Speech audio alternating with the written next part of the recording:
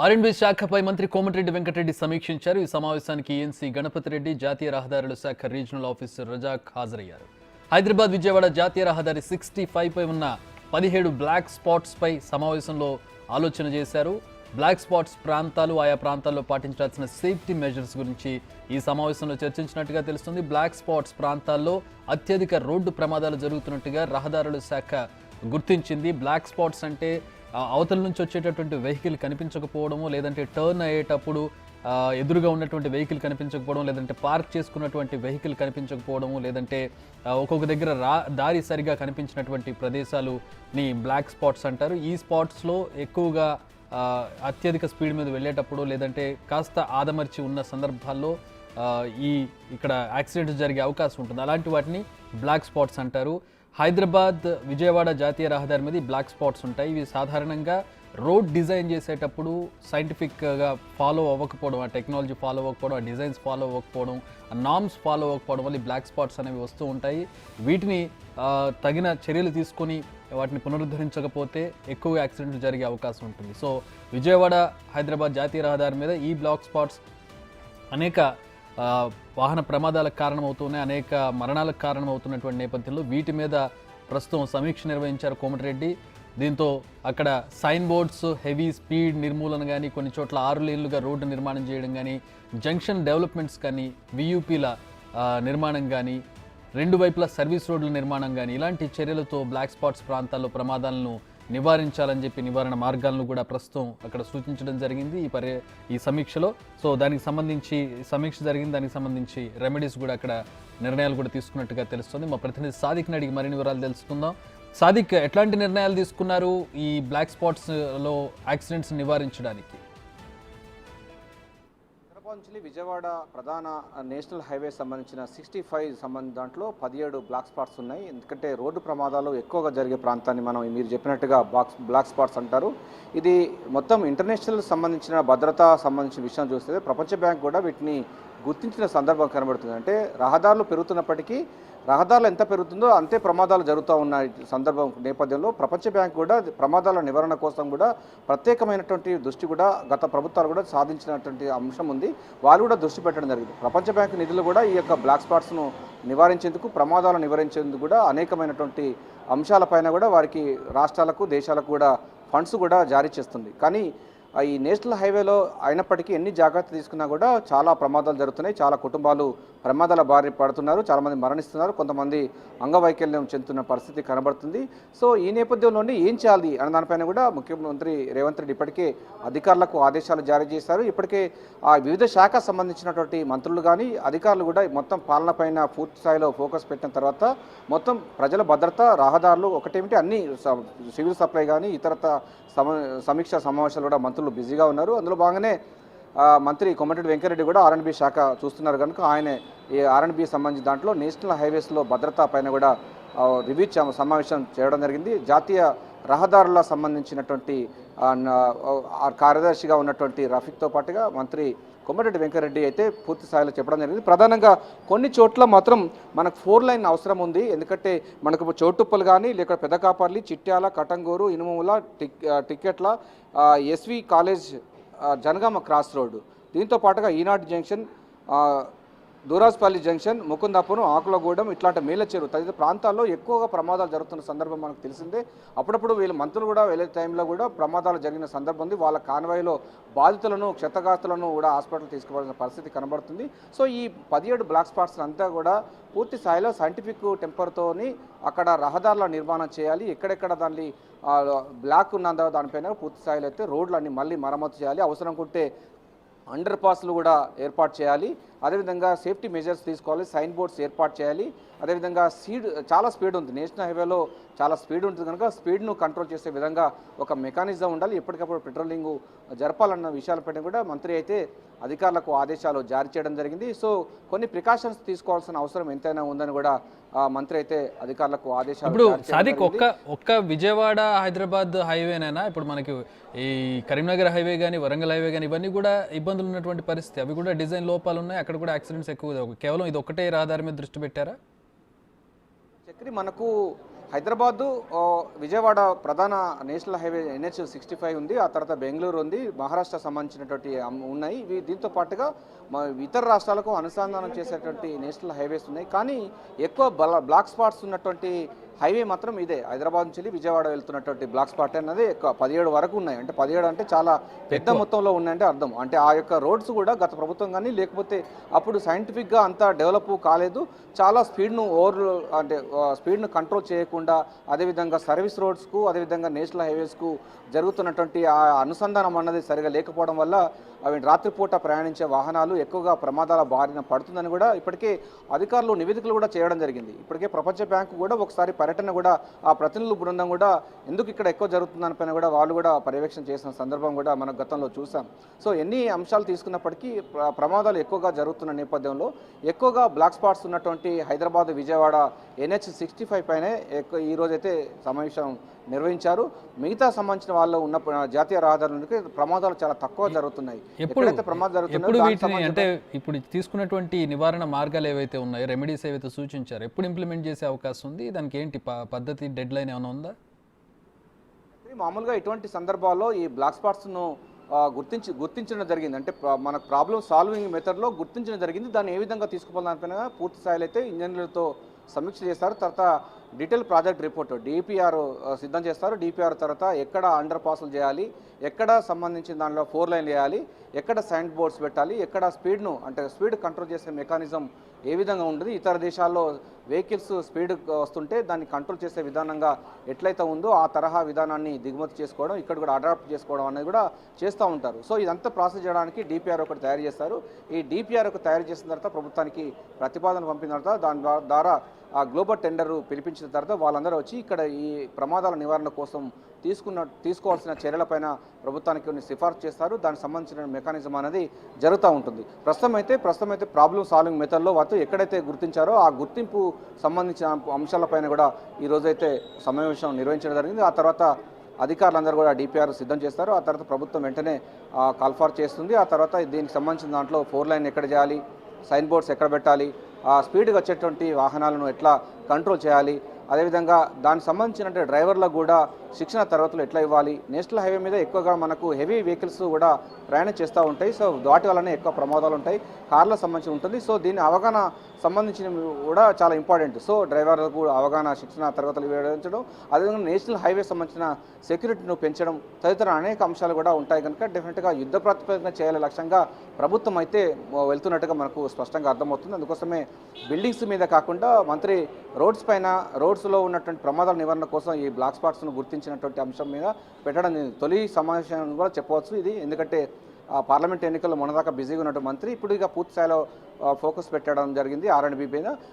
Roads and బిల్డింగ్స్లో ఇది buildings అనేది పెడతారు, ఎవరైనా కొత్త నిర్మాణాల పైన పెడతారు. కానీ మంత్రి మాత్రం ఈ రోడ్స్ సేఫ్టీ పైన పెట్టడం అన్నది ప్రాధాన్యత అన్నదిగా మనకు భావించవచ్చు. సో ఏదైనప్పటికీ నేషనల్ హైవే NH65లో జరుగుతున్నటువంటి రోడ్డు ప్రమాద నివారణ కోసం ప్రభుత్వం అయితే 17 బ్లాక్ స్పాట్స్ను గుర్తించి ప్రమాదాల నివారణ కోసం, క్షతగాత్రాలను తగ్గించడం కోసం యుద్ధ ప్రాతిపదికన అయితే ఒక DPR సిద్ధం చేసే అవకాశం ఉంది.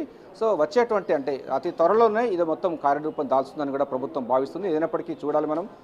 ప్రభుత్వం అయితే చాలా స్పష్టంగా చూస్తుంది. ప్రభుత్వం పాలన కూడా చాలా స్పీడ్గా పెట్టబోతుంది. ముఖ్యమంత్రి రేవంత్ రెడ్డి కూడా వివిధ శాఖ అధిపతులతో కూడా సమీక్ష సమావేశాలు నిర్వహిస్తున్నారు.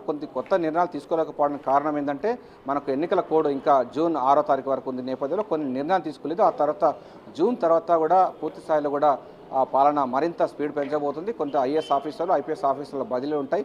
ఆ తర్వాత పూర్తి స్థాయిలో కూడా దీనికి సంబంధించిన పాలన అన్నది రేవంత్ రెడ్డి మార్కు చూపించే ప్రయత్నం మాత్రం చేయబోతున్నారు. Chakri all right thanks for the update Sadiq. మొత్తంగా అది హోప్ఫుల్లీ ఒక ఆశించదగ్గ పరిణామం. హైదరాబాద్ విజయవాడ హైవే మీద ట్రాఫిక్ చాలా అధికంగా ఉంటుంది, అలాగే యాక్సిడెంట్స్ కూడా అదే విధంగా జరుగుతూ ఉంటాయి. ఏ పండగ వచ్చినా, ఏ పబ్బం వచ్చినా, లేదంటే ఏదైనా ఒక ఈవెంట్ ఉన్నా కూడా అత్యధిక సంఖ్యలో అట్టే వాహనాలన్నీ కూడా వెళుతూ ఉంటాయి. ఆంధ్రాకి వెళ్ళేటటువంటి వాహనాలు కావచ్చు, లేదంటే హైవే మీద అటు చెన్నై సైడ్ వెళ్ళేటటువంటి వాహనాలు కావచ్చు, ఇవన్నీ కూడా ఈ హైవే మీద ఎక్కువగా వెళుతూ ఉంటాయి హైదరాబాద్ వైపు నుంచి. ఈ సందర్భంలో అక్కడ బ్లాక్ స్పాట్స్ అధికంగా ఉన్నాయి. సో ఈ బ్లాక్ స్పాట్స్ని కవర్ చేస్తూ దానికి సంబంధించి ఎలాంటి చర్యలు తీసుకోవాలనే దాని మీద సమీక్ష జరిగింది. నిజంగా ఈ రహదారి మీద ప్రయాణం చేసే వాళ్ళకి ఇది ఒక మంచి పరిణామంగా చెప్పుకోవచ్చు. ఈ రహదారి అధికంగా నల్గొండ జిల్లా నుంచి వెళ్తూ ఉంటుంది తెలంగాణ విషయానికి వచ్చినట్లయితే. సో నల్గొండ జిల్లాలో ఉన్నటువంటి పరిస్థితి, రహదారి మీద ఉన్నటువంటి పరిస్థితి, రహదారికి అటు ఇటు విలేజెస్ కూడా ఉన్నాయి. ఈ విలేజెస్ క్రాస్ సెంటర్స్లో కూడా ఎక్కువగా ప్రమాదాలు జరుగుతూ ఉంటాయి. ఈ జంక్షన్స్ ఏవైతే ఉంటాయి విలేజ్లో ఇటు నుంచి అటు దాటేటటువంటి సందర్భాల్లో వాళ్ళని గుద్దడం, వాహనాలు లేదంటే వెహికల్స్ మీద దాటేటప్పుడు వాళ్ళకి యాక్సిడెంట్స్ అయి చనిపోయిన సందర్భాలు చాలా అధికంగా ఉన్నాయి. సో వియూపీ విలేజ్ అండర్ పాస్లు కూడా అక్కడ నిర్మించే ప్రయత్నాలు జరుగుతున్నాయి. ఇప్పటికే ఫుట్ఓవర్ బ్రిడ్జ్లు ఉన్నాయి. కాకపోతే అండర్ పాస్ ఉంటే కనుక వెహికల్స్ సేఫ్గా ఇటు నుంచి అటు దాటడానికి అవకాశం ఉంటుంది కాబట్టి వాటిని కూడా కన్స్ట్రక్ట్ చేసే ప్రయత్నం చేస్తూ ఉన్నారు. నల్గొండ జిల్లా ప్రజలు దీని నుంచి ప్రధానంగా ఎట్లాంటి ఇబ్బంది ఎదుర్కొంటూ ఉన్నారు, ప్రధానంగా రహదారికి దగ్గరగా ఉన్నటువంటి విలేజెస్కి ఉండేటటువంటి ఇబ్బందులు ఏంటి, ఇప్పుడు తీసుకునే చర్యల వల్ల వచ్చేటటువంటి హెల్ప్ ఏ విధంగా ఉండబోతుంది అనేది మా ప్రతినిధి పుల్లారావుని అడిగి తెలుసుకున్న నల్గొండ ప్రతినిధి జాయిన్ అవుతున్నారు. పుల్లారావు, ఇప్పుడు సాదిక్ చెప్పినటువంటి విషయాలు చూసాం మనం. విజయవాడ రహదారి అత్యంత రద్దీగా ఉంటుంది. ఏ పండగ వచ్చినా ఏ వీకెండ్ వచ్చినా కూడా రహదారి పరిస్థితి ఎట్లా ఉంటుంది, అక్కడ టోల్ గేట్లు ఎలా ఉంటాయి, మనం ప్రతిసారి వార్తల్లో చూస్తూనే ఉంటాం. సో ఇలాంటి రహదారి మీద ఖచ్చితంగా ఇన్ని బ్లాక్ స్పాట్స్ ఉండడం అనేది నిజంగా భయంకరం, అంటే భయం కల్పించేటటువంటి విషయమే. యాక్సిడెంట్స్ అనేవి చాలా బాధాకరం కూడా ఉంటాయి. ఆ విలేజెస్ మీరు చాలా యాక్సిడెంట్స్ కవర్ చేసి ఉంటారు ఈ రహదారి మీద. నల్గొండ జిల్లాలో ఉన్నటువంటి ఎక్కువ విలేజెస్ ఈ రహదారికి అటు ఇటుగా ఉంటూ ఉంటాయి. ఎలాంటి ఇబ్బందులు ఉంటూ ఉంటాయి, ఇప్పుడు తీసుకునేటటువంటి రెమెడీస్ ఏవైతే ఉన్నాయో ఏ విధంగా ఉపయోగపడతాయి వాళ్ళకి? చక్రి, యాక్చువల్గా చెప్పాలంటే హైదరాబాద్ విజయవాడ జాతీయ రహదారికి సంబంధించి పూర్తి స్థాయిలో ఎక్కువ భాగం కూడా నల్గొండ, అదేవిధంగా యాదాద్రి భువనగిరి జిల్లా మీదుగా వెళ్తున్నట్టు సందర్భం అయితే ఉంటుంది. ముఖ్యంగా చౌటుపల్లి దగ్గర నుంచి ఎంటర్ అయిన తర్వాత పూర్తిగా రామాపురం ఎక్స్ రోడ్ వరకు కూడా పూర్తి స్థాయిలో జాతీయ రహదారి అనేది ఈ 3 జిల్లాకు సంబంధించి నల్గొండ, అదేవిధంగా యాదాద్రి భువనగిరి జిల్లా, సూర్యాపేట 3 పరిధిలో కూడా ఉన్నటువంటి పరిస్థితి ఉందని చెప్పవచ్చు. సో ఈ ప్రదేశంలో దాదాపు 17 బ్లాక్ స్పాట్స్ ఉన్నాయని చెప్పేసి గతంలోనే గుర్తించడం జరిగింది. తరచుగా ఈ యొక్క ప్రదేశాల్లో యాక్సిడెంట్స్ అనేవి జరుగుతూ ఉన్నటువంటి సందర్భం అయితే ఉంటుంది. చాలా మంది అమాయకుల ప్రాణాలు కూడా గాల్లో కలిసిపోయినటువంటి సందర్భాలు అనేకం ఉన్నాయని చెప్పవచ్చు. అదేవిధంగా అనేక మంది విఐపీల ప్రాణాలు కూడా ఈ యొక్క బ్లాక్ స్పాట్స్ ఉన్న ప్రదేశాల్లో యాక్సిడెంట్స్ జరిగేసి చాలా మంది కూడా మృత్యువాత పడ్డ ఘటన అయితే చాలా చోటు చేసుకున్నాయి. అయితే గతం నుంచి కూడా ఎప్పటి నుండో కూడా ఇదే విషయానికి సంబంధించేసి ఈ విధంగా బ్లాక్ స్పాట్స్ ఉండడం జరిగింది. చాలా ప్రమాదకరమైనటువంటి యాక్సిడెంట్స్, ఇక ప్రమాదకరమైనటువంటి ప్రదేశాలు ఉన్నాయి. ఈ ప్రదేశాల్లో తరచుగా యాక్సిడెంట్స్ జరుగుతున్నాయి.